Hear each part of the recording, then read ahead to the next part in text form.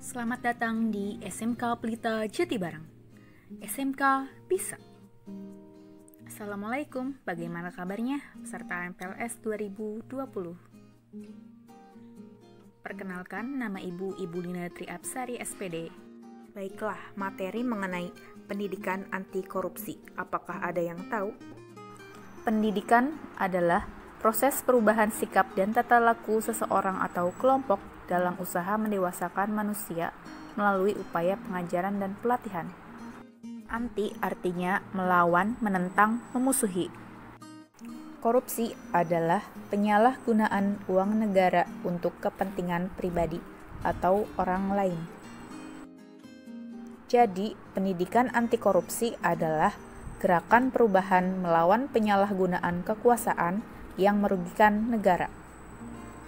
Terdapat dua faktor penyebab korupsi, internal dan eksternal. Internal dalam diri, sifat tamak, tingginya gaya hidup, dan kurangnya moral. Dua eksternal, luar diri. A. Politik atau kekuasaan. B. Lemahnya penegak hukum. C. Ekonomi karena tingginya suatu kebutuhan. D. Kurangnya keteladanan seorang pemimpin.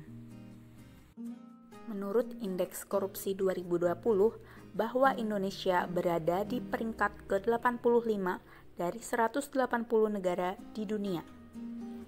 Menandakan bahwa Indonesia berada di tengah antara negara bersih dan terkorupsi. Indonesia perlu meningkatkan gerakan anti korupsi agar peringkatnya naik menuju negara bersih dari korupsi. Terdapat 7 klasifikasi korupsi menurut Undang-Undang Nomor 31 Tahun 1999 dan Undang-Undang Nomor 20 Tahun 2001. Yang pertama, merugikan negara. Yang kedua, suap. Ketiga, gratifikasi. 4, penggelapan dalam jabatan. 5, pemerasan. 6, konflik kepentingan. Dan 7, perbuatan curang. Ternyata korupsi berawal dari hal-hal kecil seperti mencontek, bolos, bully, ngaret, iri. Apakah kalian seperti itu? Ada contoh kasus, si A diberi uang SPP selama 2 bulan oleh orang tuanya, ternyata hanya dibayarkan 1 bulan saja. Itu sudah termasuk korupsi. Nah, kalian jangan seperti itu ya. Contoh kasus yang kedua, si B bangun kesiangan sehingga berangkat sekolah jam 7.20.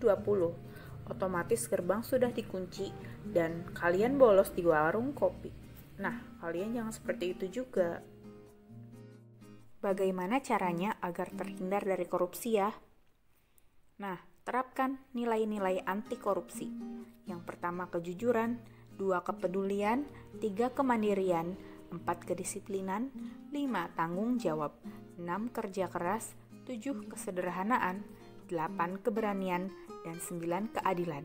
Jadi kalian harus mengaplikasikan nilai-nilai tersebut agar terhindar dari korupsi. Nilai tersebut merupakan penjabaran dari Pancasila. Yuk, amalkan Pancasila. Mulai hari ini, stop mencontek. Percaya diri terhadap kemampuan sendiri. Lalu kita tingkatkan keimanan kita kepada Tuhan Yang Maha Esa. Kita harus selalu bersyukur. Kemudian kita hidup sederhana namun barokah. Insya Allah hidup kita akan selalu dicukupkan, asalkan kita berusaha dengan halal dan kita akan dijauhkan dari korupsi yang semakin hari semakin merajalela. Hidup pendidikan anti korupsi. No korupsi. Apakah ada yang ingin ditanyakan?